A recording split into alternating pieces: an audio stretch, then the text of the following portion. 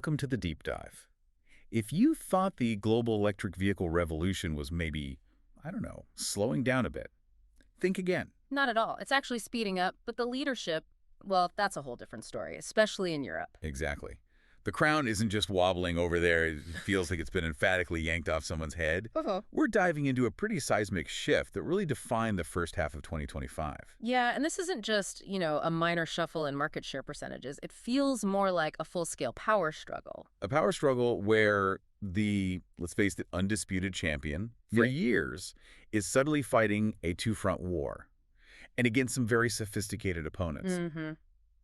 So we've been digging into the sales data market reports, looking at the first 8 months of 2025. This is across Europe 28, so that includes the EU, EFTA countries, and the UK as well. And we're focusing specifically on the electric side. Battery electric vehicles, BEVs, and plug-in hybrids, PHEVs. Right. Our mission today really is to give you the shortcut to help you make sense of this, this chaos, frankly. We want to unpack how the Volkswagen Group managed to mobilize its massive resources to become the dominant player in Europe. And how these, frankly, aggressive new Chinese competitors are using some pretty clever moves to really shake up the established players. Yeah, like strategic jujitsu or something. And crucially, what does all this intense competition actually mean for you? If you're thinking about your next car purchase, considering cost, range, charging, all that stuff. It definitely changes the calculations. So where should we start? Maybe with the great contradiction of 2025, the story around the former champ. Because honestly, looking at this data, I get genuinely frustrated.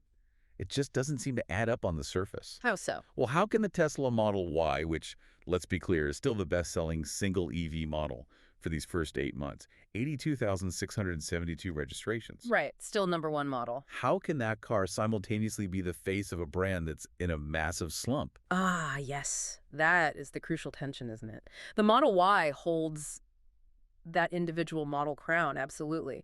But the Tesla brand itself, oof, it seems to have lost a lot of its shine. A lot is an understatement. When you look at the overall company figures for Tesla in Europe, registrations fell by a dramatic, 34% compared to the previous year. 34%, yeah. It's a huge drop. Colossal. And we know this isn't just some isolated European problem either, right? We're seeing echoes of this globally. China, for instance, their second biggest market. That's right. The struggle is, it's pretty widespread for them now. Tesla sales in China were down about 6.4% across the first 9 months of the year. And Q3 was even worse. Yeah, an 8% dip in Q3 alone. I mean, they can still point to fundamental strengths, sure. The Model Y still gets praised, 357-mile range, good efficiency. Sure, the specs are there. But the lack of significant updates, especially in the Model 3 and Y, it seems to be really hitting them hard now that there's serious competition. Okay, here's my challenge, though. Is that 34% decline mostly because of, genuine lack of demand? Are people just getting excited by newer models from other brands? Or is it maybe partly a supply issue? Like, did they slow production, hoping to launch updates that just didn't quite happen? It's probably a mix, like these things often are. But the market share numbers strongly suggest that real competition is, eating their lunch. Okay. When a market gets more mature, people want choice. Tesla still only offers a few models, and frankly, they're starting to look a bit dated compared to the flood of new EVs. And that vacuum, it got filled pretty quickly, didn't it? Immediately. Yeah. And primarily by Volkswagen. So VW is now wearing the crown. Decisively. In the first half of 2025, Volkswagen Group overtook Tesla as Europe's top EV brand. Not just the VW brand itself, but the whole group. Right. How were the numbers? VW Group sold 135,427 BEVs. That's up a massive 78% year over year. 78% growth. While Tesla, during the same period, sold 109,262 BEVs, which is that 34% drop we talked about. Wow. So the dominance of one really popular model, the Model Y, just wasn't enough to carry the whole brand against this multi-pronged attack from VW. Exactly. It shows the limits of that single hero product strategy in a maturing market. So the key takeaway here seems to be, okay, efficiency is great. The supercharger network is still a major plus for Tesla, but the market's moved on. It's not just about needing one good EV anymore. People demand variety, choice, freshness. And variety is basically the definition of the Volkswagen Group's approach. They mobilize their entire portfolio. Okay, so if Tesla's struggling with that singular focus, how exactly did VW pull off this huge turnaround? especially after all those software headaches they had a few years back. Well, it wasn't one single magic bullet. It feels more like they just, turned on the organizational fire hose, Hmm. fully committed. The numbers certainly suggest that. Globally, VW Group deliveries were up 47% in H1 2025. That's impressive on its own. It is. But in Western Europe, which is key here, the jump was almost double that, a massive 90% increase in EV deliveries. 90%? That's not just a coincidence, is it? It really shows they managed to tap into that local European customer base, maybe leveraging existing brand loyalty in a way Tesla, as more of a global monolith, couldn't quite match. Absolutely. And now, 1 in every 5 vehicles the VW Group delivers in Western Europe is purely electric. They're really hitting their stride. Just they're finally making good on those big EV promises from years ago. Seems like it. Their main EV flagships, the VW ID.4 and its coupe sibling, the ID.5, they were the group's top performers globally. But the real strength, I think, is the depth of their bench. Ah, the multi-brand strategy really paying off. Exactly. This is where having all those different brands under one roof becomes a huge advantage. Like who? What kind of growth are we seeing there? Look at Skoda. Their BEV sales surged, wait for it, 147%. Wow, Skoda. Seat and Cupra combined up 148%. Also huge. And Porsche. Deliveries soared 279%. 279%. What's driving that at Porsche? Mostly the new Macan electric SUV. Huge demand straight out of the gate. And the updated Taycan is doing well too. So when you see Porsche sales jumping like that, it suggests maybe the luxury buyer who was hesitant about EVs, they're finally jumping in. They see an electric Macan and think, okay, now I'm ready. Precisely. It's a big psychological shift. And Tesla doesn't really have a direct competitor in that premium SUV space below the Model X. Good point. And VW isn't just relying on existing models. They're launching new contenders that are hitting the ground running. Yeah, look at the Skoda Elroq. It's new for 2025, right? Hmm. It's already shot up to 3rd place in the European EV SUV rankings.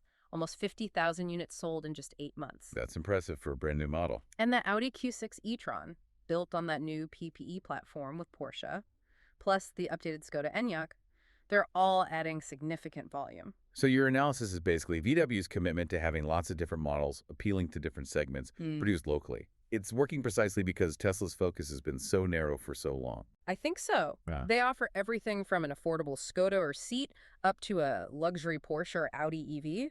It makes it really hard for a single competitor model, even one as good as the Model Y, to fight against that sheer breadth of choice. Okay, so VW versus Tesla is one major front. But while they were battling it out, you mentioned a third front opened up. Oh, yes. And this one might be even more disruptive in the long run. They're using, as you put it, some clever jujitsu. Let's talk about the Chinese shockwave. Right, the speed of their entry is, well, it's kind of startling. It really is. If you look at the combined registrations of all the Chinese car brands, we're talking BYD, MG, but also newer names appearing like Jacu, Omoda, Leap Motor. All good. They hit a record 5.5% market share in Europe just in August 2025. 5.5% might not sound huge on its own, but wait for the punchline. Go on. Here's the kicker for the established European brands. In that same month, August, the combined sales of those Chinese brands actually outsold major historic European names like Audi and Renault.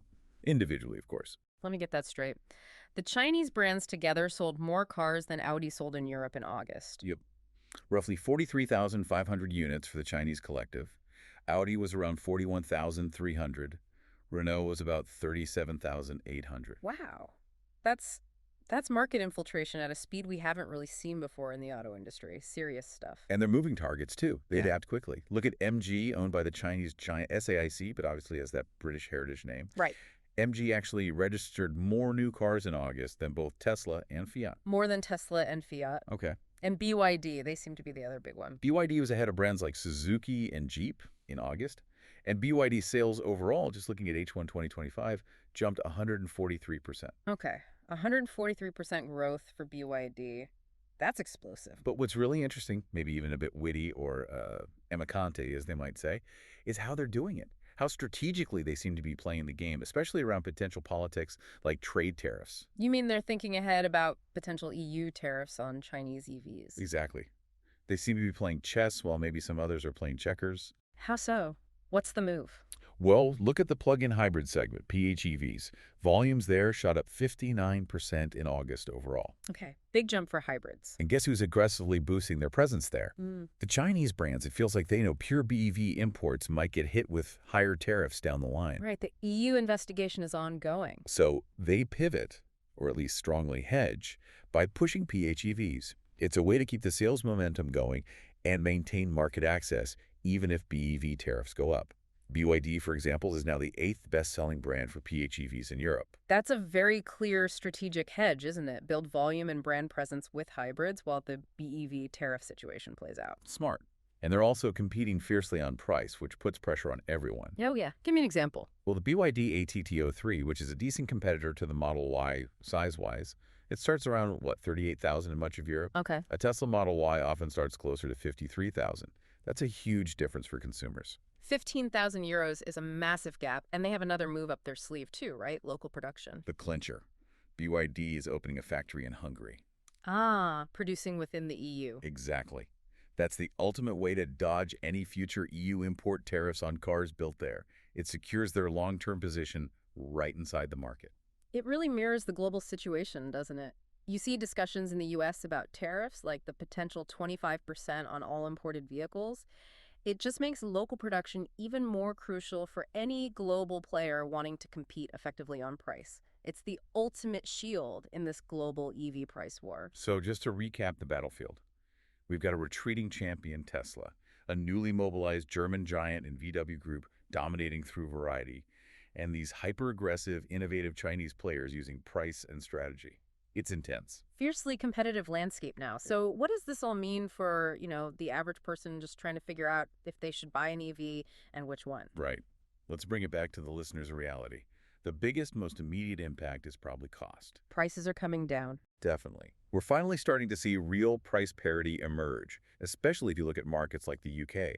The data suggests about 1 in 5 BEVs sold there now actually retails for less than the average petrol or diesel car. Okay, that's a significant milestone. Competition is working. And governments are trying to keep that momentum going. Like in the UK, there's a new government grant available now, offering up to £3,750 off qualifying EVs. That obviously helps sweeten the deal even more. But there's still a big but when it comes to the economics, isn't there? Charging costs. Huge variable. While the purchase price is falling, the running costs, well, it really depends on where you charge. If you can't charge at home, it's still expensive. Yeah, the analysis shows that relying only on public fast chargers, say in the UK, could still add around $1,000, or about $760-ish, to your annual running costs compared to just running a normal petrol car. Ouch. So the savings aren't guaranteed if you live in an apartment or don't have off-street parking. Exactly. Your potential savings really hinge on having access to cheaper home charging overnight. If you can charge at home, the savings are definitely there, potentially up to $1,200, maybe £920 a year compared to petrol. That's a big swing. Makes home charging almost essential for the economics to truly work for many people. But here's where the Chinese players might be changing the game again. Not just on price, but on tackling that other big hurdle, range anxiety and charging time. What are they doing there? BYD specifically has announced this new Super E platform, and the charging speeds they're claiming are, well, frankly, mind-boggling. How fast? Up to 1,000 kilowatts. 1,000. Seriously, Tesla's latest superchargers peak around, 250 kilowatts, maybe 350 in some places. Some third-party ones are hitting 400 kilowatts, but 1,000. Exactly.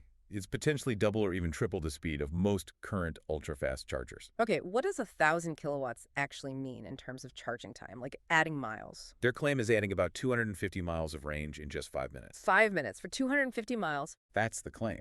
Now, if that technology proves reliable, safe, and reasonably affordable to implement, that completely changes the conversation around EV refueling, doesn't it? It basically eliminates range anxiety for long trips. 5 minutes is like filling up with petrol. That's a genuine game changer if it becomes widespread. It's a massive if, of course. The grid needs to support it, the cars need the tech, but it shows the level of innovation coming from these new players. They're tackling the core pain points head on. And that innovation on charging speed is crucial because even though the charging infrastructure is growing, It is improving, yeah. The number of rapid and ultra-rapid public chargers in the UK jumped nearly 45% since May 2023. That's good progress. But the future demand is just enormous. Projections suggest the UK might need something like 7 million BEVs on the road by 2030. Empowering all those. Meeting that demand just at the ultra-fast charging points, it requires something like a seven-fold increase in electricity capacity compared to now. So the race to build out the infrastructure is just as critical as the race to build better, cheaper cars. Absolutely. They have to happen in parallel. Okay, so let's try and synthesize this. What we've really uncovered in this deep dive is that 2025 has fundamentally redrawn the EV map in Europe. Definitely. We saw Tesla suffer a really significant retreat in terms of brand sales, even if the Model Y stayed popular. While on the other hand, the Volkswagen Group successfully mobilized its whole portfolio, VW, Skoda, Audi, Porsche, using that sheer variety and maybe local appeal to grab the top spot. Right. Strategy one, variety and segmentation. Then, simultaneously, you have these incredibly aggressive, fast-moving Chinese competitors, mainly BYD and MG, leading the charge. And they're proving they can actually outsell major European brands using really clever tactics like aggressive pricing and that strategic shift into PHEVs to manage risks and just drive incredible growth. Strategy 2, price, agility, and tackling infrastructure worries. So we've really seen three competing approaches clash, haven't we? Tesla relying on its legacy, efficiency, and charging network, VW dominating through its sheer breadth of models and brands, and the Chinese contenders winning through cost competitiveness and pushing the boundaries on charging innovation. Which leads us to a pretty provocative final thought for you, the listener, to maybe mull over. Okay, where is it? If the established European brands, like VW Group, have found success by leveraging model variety, The deep bench. and the new Chinese brands are surging through a combination of price leadership and future-focused charging innovation.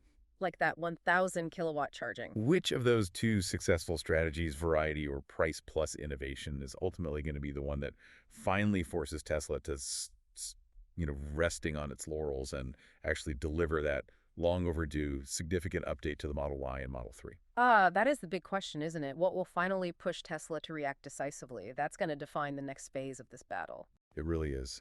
Well, we love digging into these shifts with you, and we've got plenty more exciting insights coming up covering tech, business, market dynamics, all sorts of things. Yeah, absolutely. So make sure you hit follow or subscribe on whatever platform you're using so you don't miss our next deep dive.